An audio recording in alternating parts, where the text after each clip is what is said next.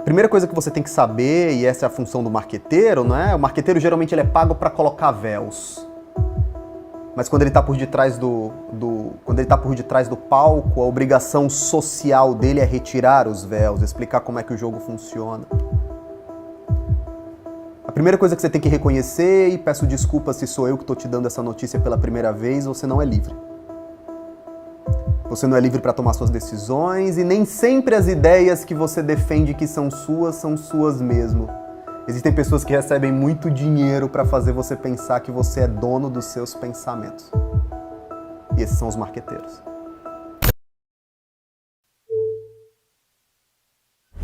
Não se engana mais do trabalhador como se enganaram em outros tempos.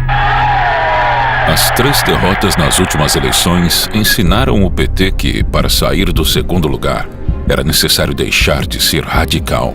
O político socialista que há 3 eleições gritava slogans revolucionários precisava mudar. Duda Mendonça, um publicitário experiente, foi contratado pelo PT. Esse eleitorado, a gente tem que tomar um cuidado muito grande. Por exemplo, o sindicalista espanta ele. A partir daí, Lula calou as áreas mais violentas do partido, fez coligações, se aproximou da elite empresarial e até mudou seu visual.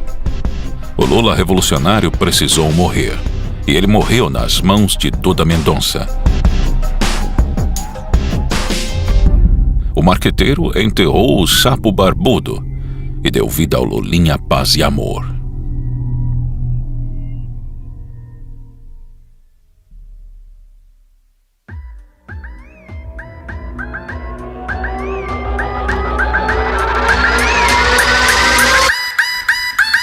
Prometo manter, defender e cumprir a Constituição. Promover o bem geral. E sustentar a integridade e a independência do Brasil.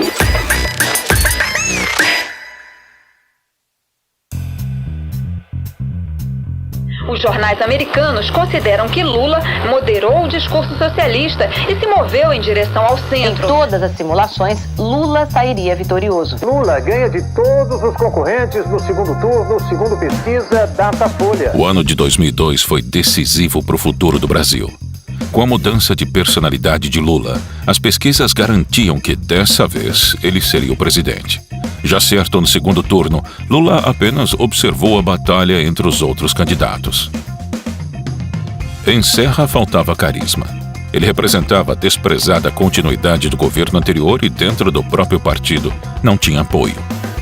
Parte do PSDB não considerava Serra forte o suficiente para derrotar Lula no segundo turno.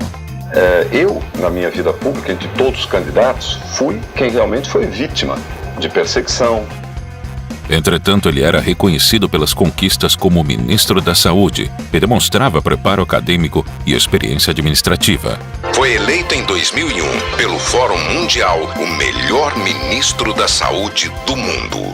Mas de um questionamento não se livrava: se ele era ou não o candidato de Fernando Henrique. Lula fez uma observação sobre o José Serra que ele não assume que é o candidato do governo. Você, telespectador que está assistindo esse debate, você deve estar percebendo o seguinte: o candidato do governo tem vergonha de dizer que é o candidato do governo. Mesmo assim, Serra era o favorito para disputar com Lula o segundo turno. Só que antes, o PSDB teria que enfrentar 3 ondas até o dia da eleição. A primeira onda apareceu quase um ano antes. Rosiana Sarney, governadora do Maranhão e filha do ex-presidente José Sarney, despontou nas pesquisas. Sua popularidade foi alavancada pela mídia. O rosto da maranhense aparecia em capas de revistas e jornais. Mas Rosiana desistiu da campanha em abril de 2002, depois que a Polícia Federal apreendeu dinheiro dentro da empresa da qual era sócia. A suspeita era de que o dinheiro seria usado em sua campanha. E os advogados já entregaram no tribunal a lista com o nome de 9 empresários que teriam doado o dinheiro apreendido na empresa Lunos, R$1.300.000, que, de acordo com Jorge Murat, foi arrecadado para a campanha de Rosiana. já dei a minha contribuição, mas eu estou entusiasmado, eu acho que a gente pode estar fazendo história. Não eu pessoalmente, mas esse movimento. Estou animado com esse movimento que está um pouco atrás do projeto do Juscelino Kubitschek, socialistas e trabalhistas, a ideia de unir o trabalhismo brasileiro nessa versão mais conservadora, com a versão mais progressista. A queda de Rosiana abriu espaço para a segunda onda, Ciro Gomes. O político rivalizou com Serra pelo segundo lugar durante quase toda a campanha.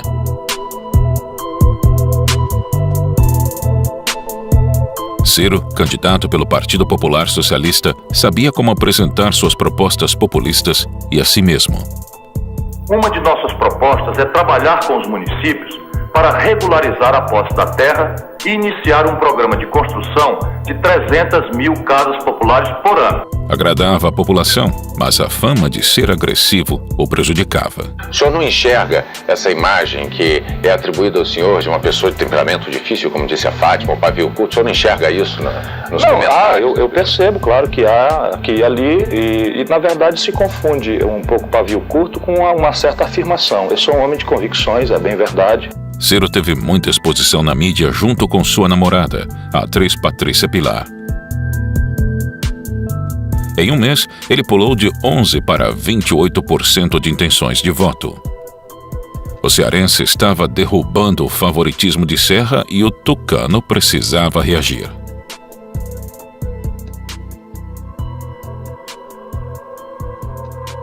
Ciro Gomes agride todo mundo. Os políticos do PT são uns mijões nas calças, uns frouxos. Veja, tem um nojo do PSL, o Globo. Brizola é a fina flor do atraso. O Globo. O Fleury é um aborto da natureza. O Estado de São Paulo. Agora veja esta cena inacreditável. Veja como Ciro responde a um ouvinte, a um brasileiro, a um eleitor. Tem que fazer as perguntas com um pouco mais de cuidado para largar de ser burro. Agora olhe o que ele fala dele mesmo. Nunca agredi ninguém na minha extensa biografia pública. O Globo. Ciro, mudança ou problema? Com o início do horário eleitoral gratuito, Serra partiu para o ataque e explorou o desequilíbrio emocional de Ciro Gomes. Serra, você tem feito com milhões de reais uma campanha sórdida de agressões a mim. Ciro, mudança ou problema? O senhor tem agora uma ocasião, na minha presença, de fazer o ataque que o senhor me fez de forma clandestina. Nós estamos mostrando o que você disse. Se o Brasil aprendeu duas coisas nessa campanha, foi que a maior parte das coisas que você disse são mentira. Candidato, eu queria saber do senhor, os aliados do senhor atribuem ao senhor mesmo e ao que eles chamam de frases polêmicas que o senhor tem dito nos últimos dias, a que recente queda nas pesquisas. Se o senhor se arrepende, por exemplo, de ter se referido a um eleitor na Bahia como burro, uma frase que tem sido utilizada a exaustão pelo PSDB de José Serra. Na verdade, o que aconteceu foi o seguinte: eu fui no programa do Mário Kertz. Deu tempo que os estrategistas da campanha do seu José Serra armassem um cidadão, que agora eu já sei quem é, não é, para me agredir pelo telefone violentamente. A estratégia deu certo e Serra conseguiu quebrar a ascensão de Ciro. Mas o grande adversário a ser batido estava tranquilo. Que nós temos condições de retomar o crescimento da economia, de gerar emprego, de fazer a reforma agrária, que o emprego é a única coisa que dá, eu diria, dignidade ao ser humano. As pessoas gostam de trabalhar, receber o seu salário e no final do mês comprar o que comer para si e para sua família. É esse Brasil que eu quero construir. A especulação do mercado financeiro era grande. A Goldman Sachs, um banco de investimentos americano, criou o Lulômetro, que projetava o valor do dólar conforme a possibilidade de Lula ser eleito. Quanto mais chances do petista ganhar, mais alto era o valor do dólar no Lulômetro. Bancos estrangeiros rebaixavam a sua recomendação para realizar negócios com o Brasil conforme a vitória de Lula se aproximava. Na página 5 do relatório, porém, ele diz que se o candidato do Partido dos Trabalhadores, Luiz Inácio Lula da Silva, ainda estiver liderando as pesquisas no terceiro trimestre deste ano, os títulos brasileiros podem cair para 50 centavos de dólar. Agora, chegando de mais uma viagem, ele, que se Deus quiser, será o próximo presidente do Brasil, Luiz Inácio Lula da Silva. Lula era o favorito entre mulheres e idosos. Ele se beneficiava com a insatisfação do brasileiro e por ter participado das últimas 3 eleições. Sua luta já era conhecida, mas ele precisava demonstrar capacidade para governar um país marcado por crises econômicas. Lula e o PT foram remodelados para representar a mudança que o Brasil clamava. Ironicamente, o PT começou uma forte campanha contra a corrupção. Ou a gente acaba com eles, ou eles acabam com o Brasil. Show Corrupção. Uma campanha do PT e do povo brasileiro. Duda Mendonça conseguiu neutralizar o radicalismo e o despreparo de Lula. Houve uma descaracterização das políticas historicamente defendidas com a ajuda de um time de especialistas e acadêmicos. E para acalmar o mercado, Lula fez uma carta aos brasileiros. Prometia cumprir contratos assumidos pelo país e manter as principais medidas político-econômicas de FHC.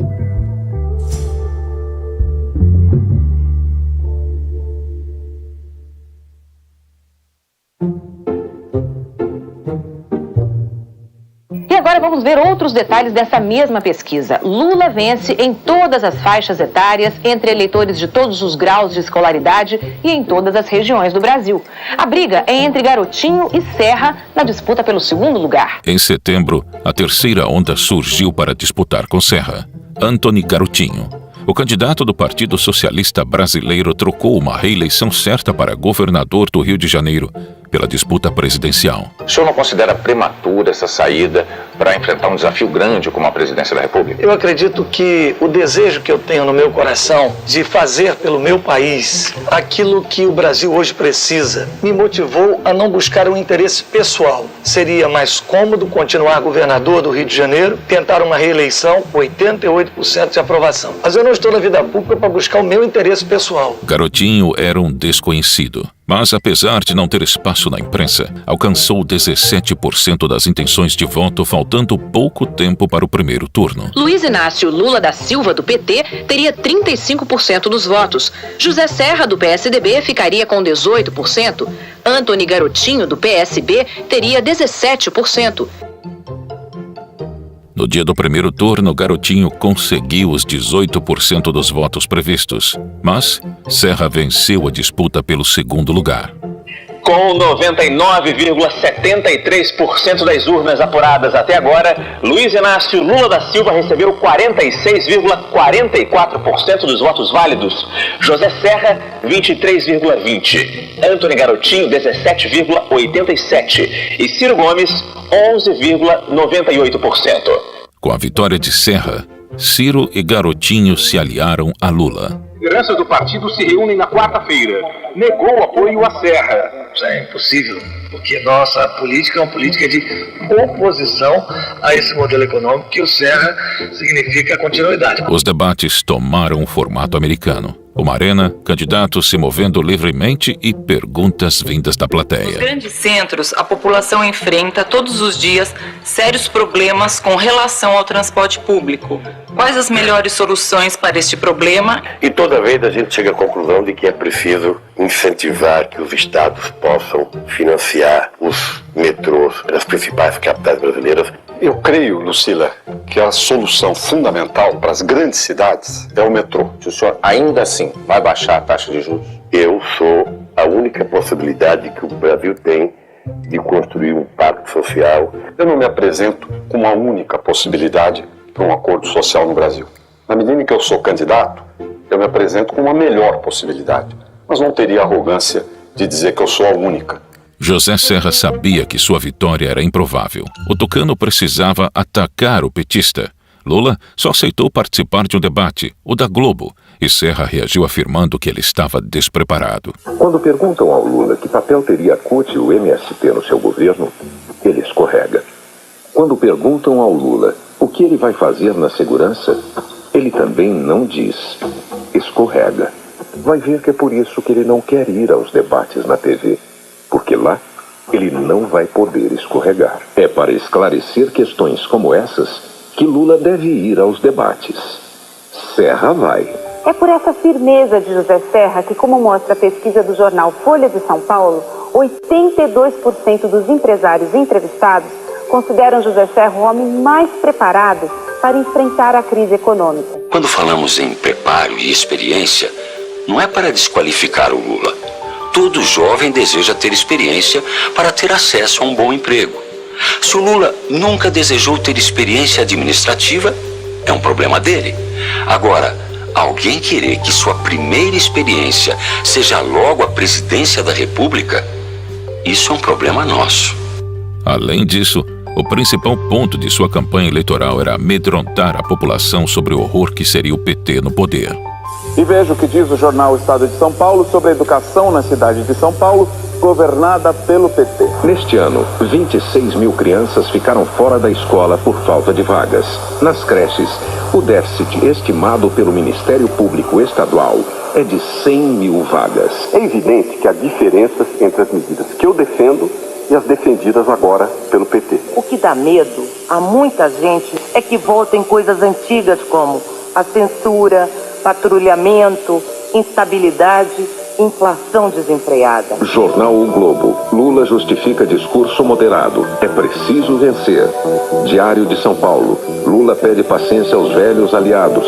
Num desabafo, Lula pediu compreensão aos que reagem ao seu discurso mais moderado. No Rio Grande do Sul, onde o PT é governo, a falta de competência está permitindo que a violência bata tristes recordes todos os dias. No seu programa de governo, mantém a questão da segurança dentro do Ministério da Justiça, como é tradicional. E isso a gente sabe, não tem sido suficiente.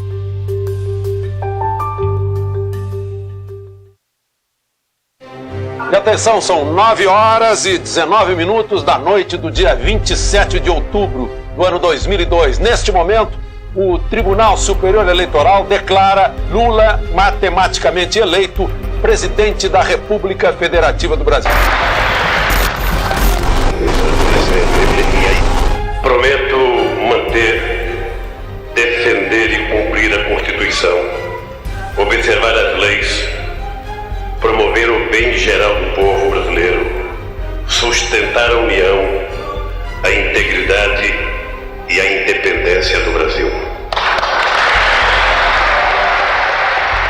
No dia 27 de outubro de 2002, as manobras do marqueteiro Duda Mendonça deram certo. Lula venceu com 61% dos votos contra 39% de José Serra. Declaro empossados nos cargos de presidente e vice-presidente da República Federativa do Brasil os senhores Luiz Inácio Lula da Silva e José Alencar Gomes da Silva, respectivamente, para o período de 1º de janeiro de 2003 a 31 de dezembro de 2006. 15 anos depois, o marqueteiro de Lula assinaria um acordo de delação premiada na investigação Lava Jato. O conteúdo das declarações é mantido em sigilo pela Polícia Federal até hoje. 1, 2, 3, vai! 1, 2, 3, vai! O Lula de 2002 era o Collor de 89, de terno elegante e barba feita. Falava o que a classe média queria ouvir e fazia promessas ao empresariado. A população depositava sua esperança nele como depositou em Collor. As classes baixas enxergavam nele um presidente ideal, um exemplo a ser seguido. Assim, a máfia petista se estabeleceu no poder.